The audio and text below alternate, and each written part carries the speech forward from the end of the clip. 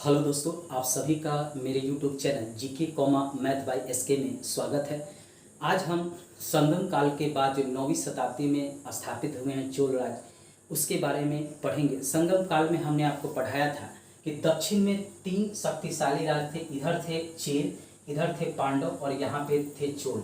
लेकिन उस समय संगम काल में पांडव जो थे सबसे शक्तिशाली थे और उस समय के जो चोल शासक थे धीरे धीरे कमज़ोर होने लगे और चोल जो साम्राज्य था वह धीरे धीरे समाप्त होने लगा। चोल राज्य पर धीरे धीरे पांडवों ने कुछ अधिकार कर लिया, कुछ पल्लवों ने अधिकार कर लिया। इस तरह चोल का पूर्ण रूप से उन्मूलन हो गया। लेकिन बाद में 9वीं शताब्दी में पल्लवों का एक सामंत था विजयालय।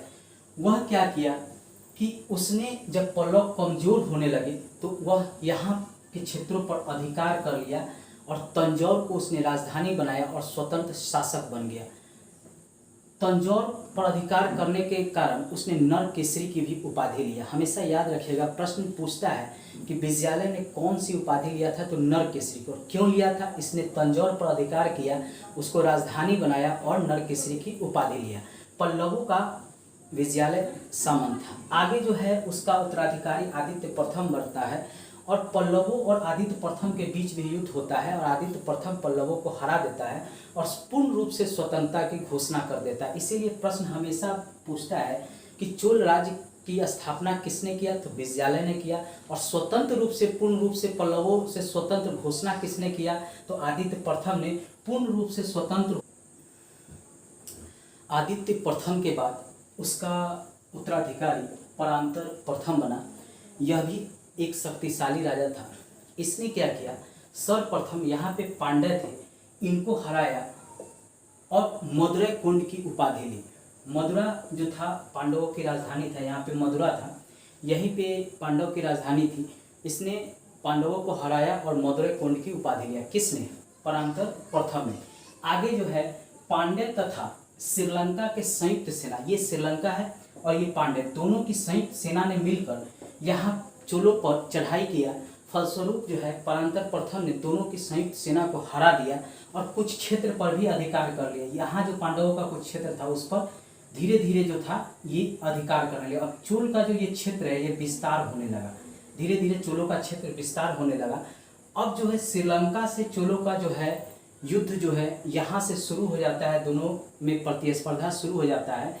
बाद में आप देखेंगे कि जो चोल अन्य शासक आए हैं आगे, वो क्या किए हैं कि श्रीलंका पर धीरे धीरे पूरा श्रीलंका पर ही अधिकार कर लिए, उसको हम आगे देखेंगे। लेकिन परांतर प्रथम को राष्ट्रकूट शासक कृष्ण तृतीय, यहाँ पे था राष्ट्रकूट वंश का शासन। आपको हम पिछले वीडियो में जब हम पढ़ाए थे प्रतिहार, पाल और राष्ट्रकूट तीनों के बीच कन्नौज के लिए युद्ध हो रहा था। यहाँ पे कन्नौज था, इसी के लिए युद्ध हो रहा था। यहाँ पे पाल शासक थे और यहाँ पे प्रतिहार शासक थे, यहाँ पे राष्ट्रकूट शासक थे और इसी कन्नौज पर अधिकार के लिए तीनों के बीच संघर्ष हो रहा था। यही राष्ट्रकूट शासक जो थे कृष्ण प्रथम, इसने परांतर प्रथम को हरा दिया और इनके उत्तरी क्षेत्र पर अधिकार कर लिया। जो इनका उत्तरी विस्तार की जो योजना थी अब यहाँ पे समाप्त हो गई और यह युद्ध जो हुआ था तक्कोलम के युद्ध के नाम से जाना जाता था। ये क्षेत्र जो है इसके बारे में पूछता है कि तक्कोलम का युद्ध जो है किन किन दो सम्राटों के बीच हुआ था, किन किन दो राज्यों के बीच हुआ था। तो यहाँ से राष्ट्रकूट कृष्ण तृतीय और इधर से परांतर प्रथम, इन्हीं के बीच ये युद्ध हुआ था। तो कोलम के युद्ध के नाम से जाना जाता है, जिसमें परांतर प्रथम की हार हुई थी और उनका बड़ा लड़का जो था राजा दित्य, वह भी इस युद्ध मैदान में मारा गया था। प्रश्न पूछता है कि कौन चोल राजा का लड़का जो है मारा गया था, तो राजा दित्य मारा गया था परांतर प्रथम। अब परांतर प्रथम के बाद राजा राज प्रथम उसका उत्तराधिकारी बना। इसके समय में चोल राज का काफ़ी विस्तार हुआ। इसने क्या किया कि ये पल्लव का क्षेत्र जहाँ पे ये चोल राज पहले यहाँ तक था, इतने बड़े क्षेत्र पर अधिकार किया था इससे पूर्व के चोल शासकों ने। इसने अब इसकी सीमा को विस्तारित किया और अब पांडवों से, इधर चेरों से, इधर श्रीलंका के शासकों से, चालुक्यों से इसका युद्ध शुरू हुआ और इसने सभी को हराया। राजा राज प्रथम ने इन सभी को हराया और यहाँ पे इसका जो है क्षेत्र इधर विस्तार होने लगा। और इसने क्या किया कि ये जो पांड्य थे उनके क्षेत्रों पर भी कुछ क्षेत्रों पर यह इधर अधिकार कर लिया और श्रीलंका के जो शासक थे उनको हराया। श्रीलंका के शासक थे महेंद्र पंचम, जिसको महेंद्र पंचम भी कहा जाता है। एग्जाम में महेंद्र पंचम भी आता है और महेंद्र पंचम भी आता है। दोनों एक ही व्यक्ति हैं, एक ही नाम है, इसको याद रखिएगा।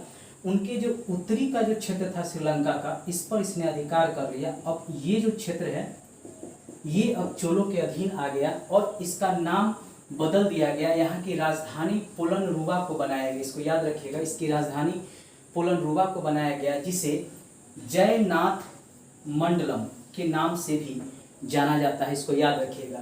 महेंद्र पंचम जो यहाँ का शासक था उसको हराया कौन? राजा राज प्रथम ने, और इसके उत्तरी क्षेत्र पर अधिकार कर लिया और इस क्षेत्र की राजधानी पोलनरुवा को बनाया, जिसको जयनाथ मंडलम के नाम से भी जाना जाता था।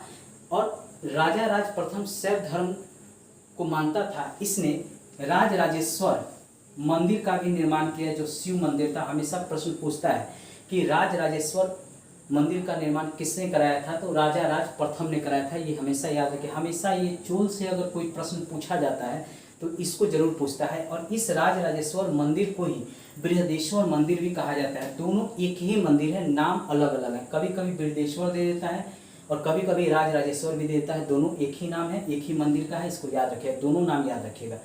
इसने कलिंग, अब कलिंग से इसका युद्ध हुआ, क्योंकि इधर से जो व्यापार होता था चोलों का, तो यहाँ पे कलिंग जो उड़ीसा में है, वहाँ के शासक इसके व्यापार को बाधा पहुँचा रहे थे, इसलिए इसने कलिंग को भी यहाँ पे युद्ध किया और इनको हराया। और इधर के जो द्वीप थे उस पर इसने अधिकार कर लिया राजराज प्रथम ने। इसने ये जो लक्षद्वीप है इस पर भी अधिकार कर लिया। मालदीव जो अभी स्वतंत्र है उस पर भी अधिकार कर लिया। इधर के भी कुछ द्वीपों पर इसने अधिकार कर लिया। मतलब इसका अब जो है विस्तार जो है चोलों का, इधर आप इधर देखिए यहाँ तक हो गया, इधर जो है इधर यहाँ तक हो गया। इतने बड़े क्षेत्र पर विस्तार इसने किया। कारण था कि इसकी नौसेना जो थी बहुत प्रबल थी। जैसे अभी जो है वायुसेना जिसका सबसे शक्तिशाली होता है वही युद्ध जीतता है अभी के समय। उस समय नौसेना अगर आपका मजबूत है तो आप जो समुद्र इलाका है इसमें आप आसानी से जीत सकते हैं। चोलों का उस समय नौसेना सर्वाधिक शक्तिशाली था। इसने कलिंग को भी हराया, 1200 द्वीपों पर भी अधिकार किया, लक्षद्वीप और मालदीव पर भी अधिकार कर लिया। इसी के समय यहाँ इंडोनेशिया पर श्री विजय के शैलेंद्र शासक शासन करते थे। विजयोतुंग वर्मन हमेशा पूछता है, इन्होंने नागापट्टनम जो यहाँ पे चोल में ही नागापट्टनम है, यहीं पे बौद्ध विहार बनवाने के लिए अनुमति मांगा था। हमेशा प्रश्न पूछता है कि विजयोतुंग वर्मन ने किस चोल शासक से बौद्ध विहार बनवाने के लिए नागापट्टनम में अनुमति मांगा था, तो याद रखिएगा राजराज प्रथम से यह अनुमति मांगा गया था। बाद में ये विजयोतुंग वर्मन को भी राजेंद्र प्रथम जो आगे का शासक आएगा वो उनको हराएगा, क्योंकि इधर से जो व्यापार चोलों का होता था इसमें अब ये बाधा पहुंचाने लगे थे विजयोतुंग वर्मन। इसीलिए चोलों ने इनको यहाँ से जाकर यहाँ हराया। इनका ये इंडोनेशिया का ये वाला क्षेत्र था, इनको यहाँ जाकर हराया, क्योंकि यहाँ से चीन से चोलों का व्यापार होता था। और चोल जो थे चीन राजदूत भी भेजे थे, व्यापारिक मंडल भी भेजे थे, यहीं से होकर इनका व्यापार होता था। आगे जो देखेंगे कि जो विजयोतुंग वर्मन है जो यहाँ के शासक थे, इन्होंने चोलों के व्यापार पर धीरे धीरे बाधा पहुंचाना शुरू किया, तो इनको भी हराया और इस क्षेत्र पर भी कुछ क्षेत्र पर अधिकार किया कहा जाता है। और इधर से जो चीन के साथ जो व्यापार होता था यह इनका व्यापार जो है और अधिक होने लगा। आगे जो राजेंद्र प्रथम आएगा वह और क्षेत्रों पर विस्तार करेगा। इधर जो है